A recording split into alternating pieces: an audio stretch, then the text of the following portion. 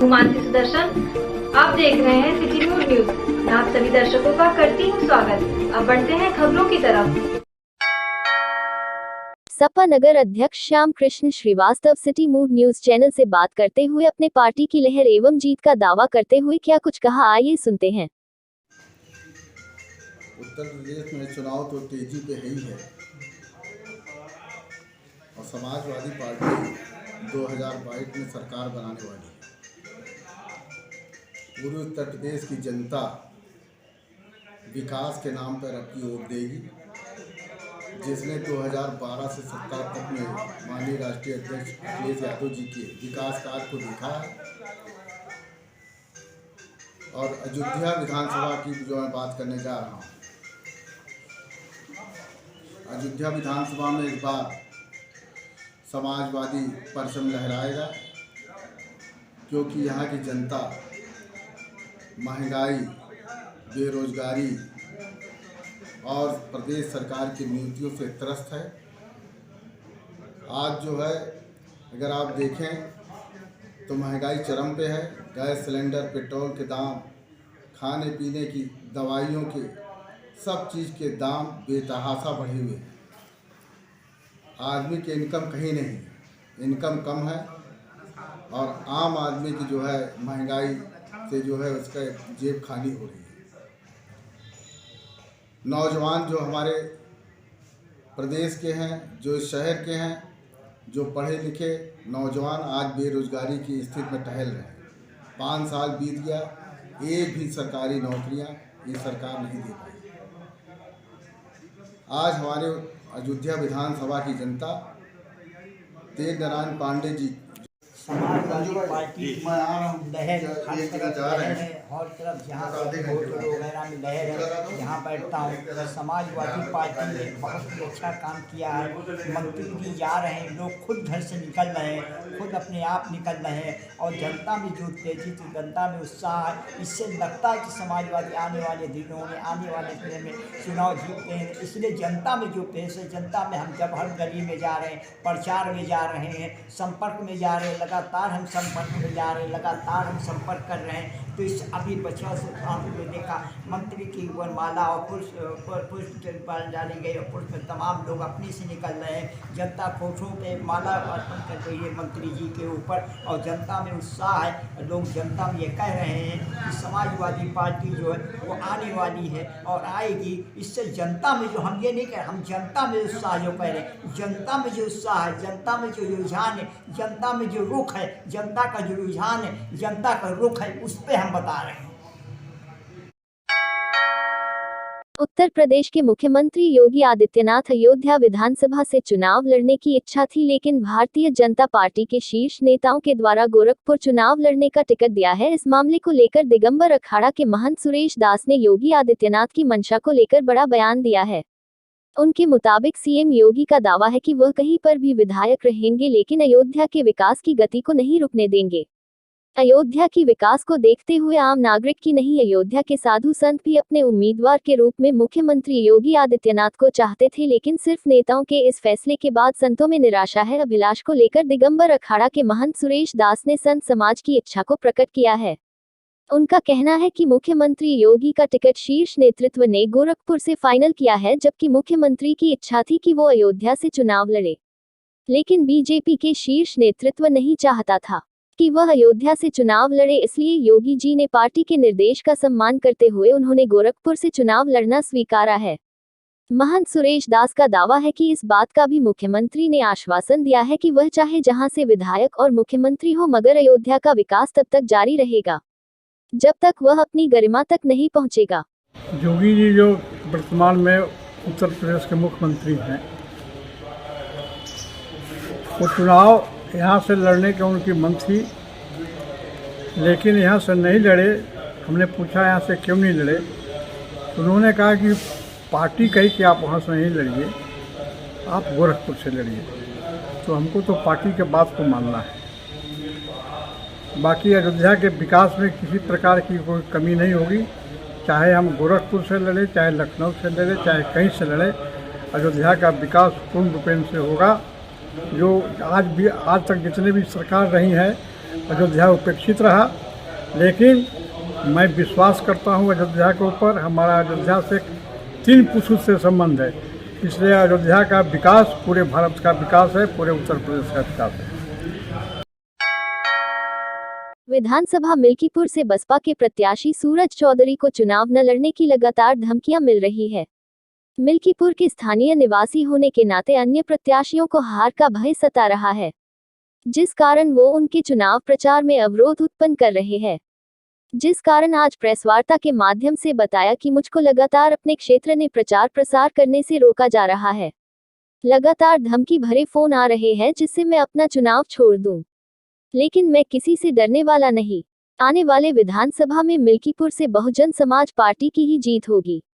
मिल्कीपुर का चुनाव स्थानीय और बाहरी के बीच हो रहा है, जिसमें स्थानीय प्रत्याशी की जीत होगी। इस संबंध में मैंने एसएसपी और एलआईयू को सारी समस्याओं से अवगत करा दिया है, लेकिन उनसे भी उचित आश्वासन नहीं मिला। मिल्कीपुर विधानसभा 273 का बसपा के द्वारा जो है कैंडिडेट जो है घोषित हूँ और अपने क्षेत्र में मैं प्रचार प्रसार कर रहा हूँ। आपको बता दूँ कि मैं मिल्कीपुर विधानसभा के परसपुर सथरा गांव से बिलोंग करता हूँ, वहीं का रहने वाला हूँ। क्योंकि मैं लोकल हूँ, वहीं से मैं पढ़ा लिखा हूँ और वहीं पे खेल खा के बड़ा हुआ हूँ, जिसकी वजह से वहाँ पे मेरे बहुत सारे बैचमेट दोस्त और तमाम नात रिश्तेदारी मेरी वहीं पे मौजूद है। जब से मैं कैंडिडेट घोषित हुआ हूँ तो क्षेत्र के लोग मुझे बहुत पसंद कर रहे हैं। जब भी मैं कहीं लोगों से मिलने के लिए जा रहा हूँ तो बड़ी संख्या में भीड़ इकट्ठी हो जा रही है, जिसकी वजह से अन्य जो वहाँ पे प्रत्याशी हैं, जो लोग हैं, वो हड़बड़ाए हुए हैं कि ये लोकल कैंडिडेट हैं, हम लोग बाहर के हैं, अभी इससे तो लोग ज़्यादा जुड़ जाएंगे। इसीलिए मुझे तमाम तरीके से जो है दबाव बनाया जा रहा है कि हम वहाँ पे अपना जो प्रचार है अच्छी तरीके से न कर पाएँ। रोका जा रहा है टेलीफोन के माध्यम से या और तमाम तरीके का मशीनरी का इस्तेमाल करते हुए मेरे चुनाव प्रचार को जो है तमाम दबाव के माध्यम से मुझे रोका जा रहा है कि हम अपने कार्य को सही से करने ना पाएँ, पीछे हट जाएँ। ये मेरी समस्या है। मैंने इस बार वरिष्ठ पुलिस अधीक्षक को टेलीफोन के माध्यम से दी और तहरीर भी देने के लिए उस समय हम गए हुए थे, अपनी बात रखने के लिए गए हुए थे, लेकिन मुझे बताया गया कि हम जो है एक प्रक्रिया के तहत ही हम आपकी कोई मदद कर पाएंगे। आप इस प्रार्थना पत्र को एक तरीके से बताया कि कैसे कैसे आपको देना है, एक तरीका बताया गया और मेरी बात को जो है बहुत ज़्यादा सीरियस नहीं लिया गया।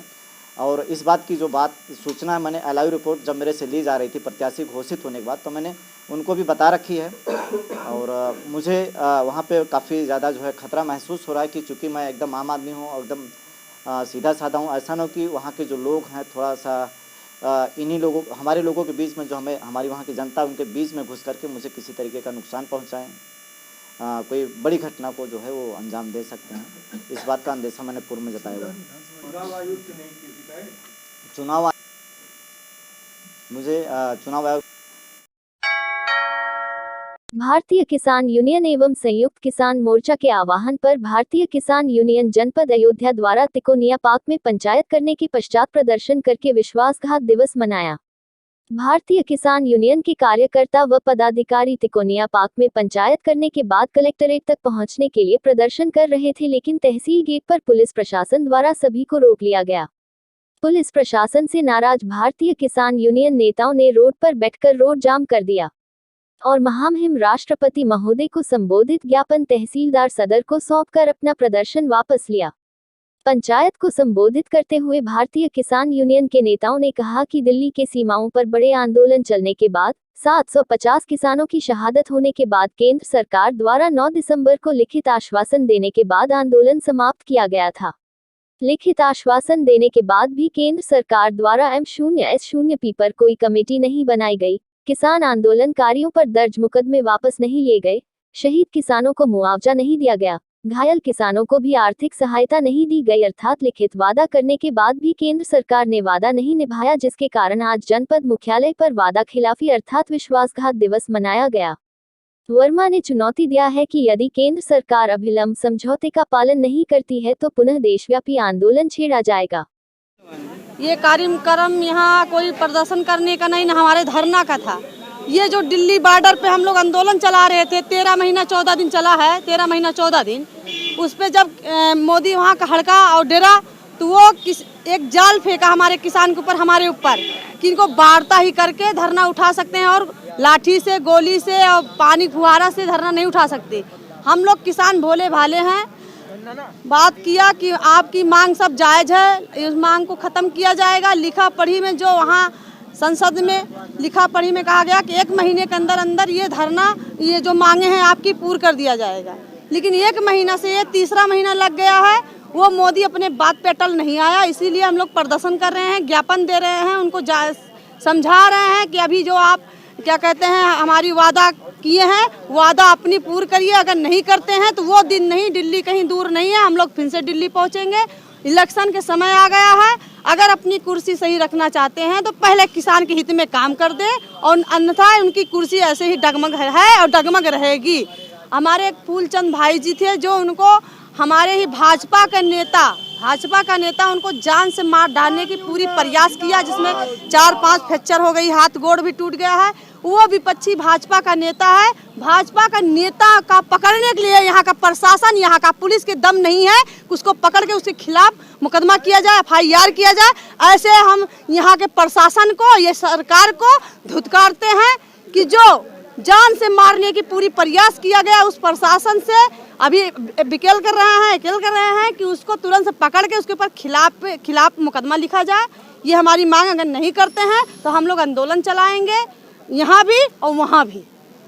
ये विश्वासघाती प्रदर्शन था जो सरकार ने विश्वासघात किया है, और हमारे किसान 13 महीने दिल्ली के बॉर्डरों पर लाखों की संख्या में बैठे हुए थे।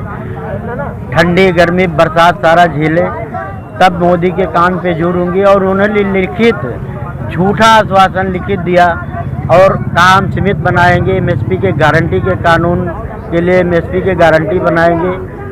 कृषि के बिल जो है, बिजली के बिल, और हमारे घायल किसान जो लखीमपुर खीरी में हुए हैं उनको मुआवजे के लिए उन्होंने लिखित आश्वासन दिया था।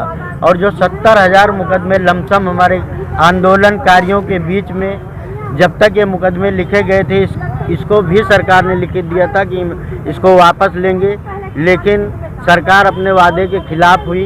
इसलिए आज हम लोग पूरे हिंदुस्तान में, हमारे राष्ट्रीय आह्वान है, पूरे हिंदुस्तान में ये विश्वासघात दिवस मनाया जा रहा है।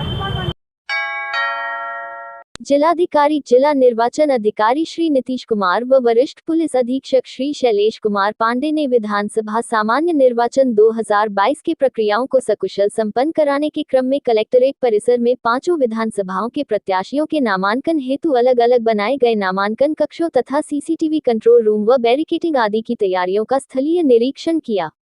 इस अवसर पर अपर जिलाधिकारी प्रशासन उप जिला निर्वाचन अधिकारी श्री अमित सिंह ने बताया कि समस्त नामांकन प्रक्रिया को सकुशल संपन्न कराने हेतु 22 CCTV कैमरे लगाए जा चुके हैं। बैरिकेडिंग का कार्य पूर्ण कर लिया गया है। जिलाधिकारी ने समस्त नामांकन कक्षों में समुचित प्रकाश की व्यवस्था सुनिश्चित कराते हुए समस्त कार्यों को आज शाम तक पूर्ण करने के निर्देश दिए।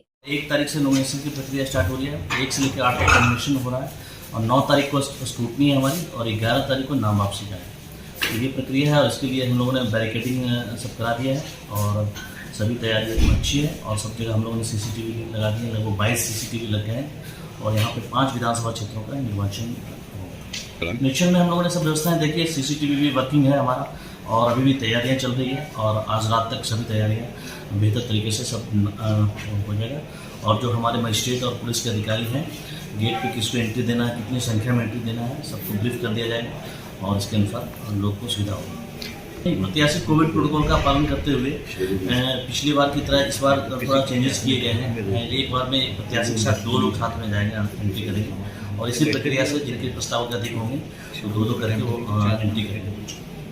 Thank you so much. हम सभी अवगत हैं कि विधानसभा चुनाव पंचम चरण में जनपद अयोध्या में 5 विधानसभा क्षेत्रों में चुनाव होने हैं। उसको लेके कल से नामांकन प्रक्रिया शुरू हो रही है। इसको लेके व्यापक सुरक्षा व्यवस्था सुनिश्चित कराए जा रहे हैं। जो हमारी डिप्लॉयमेंट है वो आउटर कॉर्डन, इनर कॉर्डन और कक्ष के बाहर की सुरक्षा है। साथ ही साथ हमारी मोबाइल ड्यूटियाँ शहर में, देहात में जो कैंडिडेट नामांकन के लिए आएंगे, रूट में कहीं किसी तरह की दिक्कत ना हो, उसके लिए व्यवस्था। नामांकन केंद्र में सभी कक्षों का भ्रमण कर लिया गया। वहाँ पे बाहर जो है बैरिकेडिंग की व्यवस्थाएं सेट कर ली गई हैं, प्रॉपर बैरिकेडिंग की गई है, CCTV कैमरे लगे हैं। तो फोर्स की डिप्लॉयमेंट, फिजिकल इंफ्रास्ट्रक्चर और इलेक्ट्रॉनिक इंफ्रास्ट्रक्चर जो आवश्यक है वो सब इंस्टॉल कर लिया गया है। आगे जो फोर्स की है प्रॉपर ब्रीफिंग की जाएगी। सभी कैंडिडेट्स से यही अपील की जाती है कि माननीय भारत निर्वाचन आयोग के जो गाइडलाइंस है नामांकन को लेकर उनका 100% पालन करें और साथ ही साथ कोविड को दृष्टिगत रखते हुए जो आवश्यक कोविड प्रोटोकॉल है उसका भी 100% अनुपालन सुनिश्चित कराएं। देखिए, जो भी इसमें चीज़ें स्पष्ट है, जो भी गाइडलाइंस हैं, जो आदर्श आचार संहिता है तथा अन्य जो लीगल प्रोविजंस है उसका जहां भी उल्लंघन पाया जाएगा तो प्रभावी विधिक कार्रवाई सुनिश्चित की जाएगी। विधानसभा चुनाव को लेकर अयोध्या पहुंची अवध क्षेत्र की चुनाव प्रभारी व केंद्रीय मंत्री शोभा करंदलाजे ने कहा कि भारतीय जनता पार्टी राष्ट्रवाद और विकास के मुद्दे को लेकर चुनाव मैदान में उतरी है और भाजपा के सभी उम्मीदवार पिछली बार की अपेक्षा इस बार अधिक मतों से विजयी होंगे और विधायकों की संख्या भी इस बार बढ़ेगी। उन्होंने कहा, समाजवादी पार्टी और पूर्व मुख्यमंत्री अखिलेश यादव जाति और धर्म की राजनीति कर रहे हैं। यादव और मुस्लिम की बात करते हैं, जबकि यादव भाजपा के साथ है। भाजपा सबका विकास और सबका साथ लेकर चल रही है। इससे पहले उन्होंने जनता के बीच जाकर भाजपा की नीतियों और रीतियों से अवगत कराया। उन्होंने दावा किया कि उत्तर प्रदेश की भाजपा सरकार में जनता को जितनी योजनाएं मिली है शायद ही वो किसी अन्य दलों के शासन में मिली हो। समाजवादी पार्टी एक जातिवादी पार्टी है। ये जाति का आधार पर, धर्म का आधार पर चुनाव लड़ रहे हैं। वो बता रहे हैं मुसलमान हमके साथ है, यादव हमके साथ है। यादव ऐसा लोग नहीं है। यादव देशवादी है, राष्ट्रवादी है। यादव देश के साथ है, मोदी जी के साथ है, योगी जी के साथ है। केवल धर्म के आधार पर चुनाव लड़ना चाहते हैं अखिलेश यादव। अखिलेश यादव को भी उत्तर प्रदेश एक बार मौका दिया था, क्या किया उन्होंने? क्या किया? ये मौका का यूज नहीं किया, ये तो भ्रष्टाचार किया। जात के आधार पर, धर्म के आधार पर इधर राज किया। इसके कारण ये हार गए हैं। बहुत बड़ा नंबर से, बहुत बड़ा संख्या से योगी जी को, हमारा सरकार को, बीजेपी को जिताए लोग। फिर एक बार हम जीतेंगे। केवल जात का आधार पर, धर्म का आधार पर चुनाव उत्तर प्रदेश में नहीं लड़ सकते हम।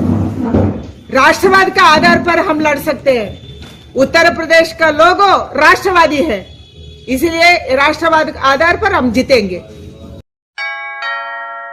विधानसभा चुनाव में कांग्रेस से अयोध्या विधानसभा की प्रत्याशी बनाई गई रीता मौर्य ने प्रियंका गांधी और जिले की कांग्रेस कमेटी को धन्यवाद दिया। उन्होंने कहा कि जिस प्रकार बहन प्रियंका गांधी ने मुझ पर भरोसा दिखाया है, अयोध्या से जीतकर मैं उनको एक सीट जरूर दूंगी। रीता मौर्य के पति रामनरेश मौर्य ने अपनी पत्नी को अयोध्या से टिकट मिलने पर प्रियंका गांधी और शीर्ष नेतृत्व को धन्यवाद दिया।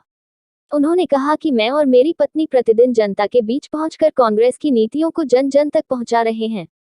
इस चुनाव में हमारा प्रमुख मुद्दा रोटी, कपड़ा और मकान रहेगा, क्योंकि आज के समय में जनता को इन्हीं 3 चीजों की ज्यादा जरूरत है। अब तक की सरकारों में किसान बहुत परेशान हुआ है। कांग्रेस की सरकार आने पर किसानों का कर्जा माफ किया जाएगा और बैंक से खेती करने के लिए उचित लोन दिया जाए, इसकी व्यवस्था की जाएगी। कांग्रेस की सरकार आने पर महिलाओं पर हो रहे अत्याचारों पर भी अंकुश लगाया जाएगा और सरकारी नौकरियों में महिलाओं की भागीदारी भी सुनिश्चित कराई जाएगी। जैसा कि बहन प्रियंका गांधी ने लड़कियों के लिए स्कूटी देने की बात कही थी, सरकार आने पर सभी को यह सुविधाएं दी जाएगी, जिससे बेटियों को काम करने में आसानी होगी।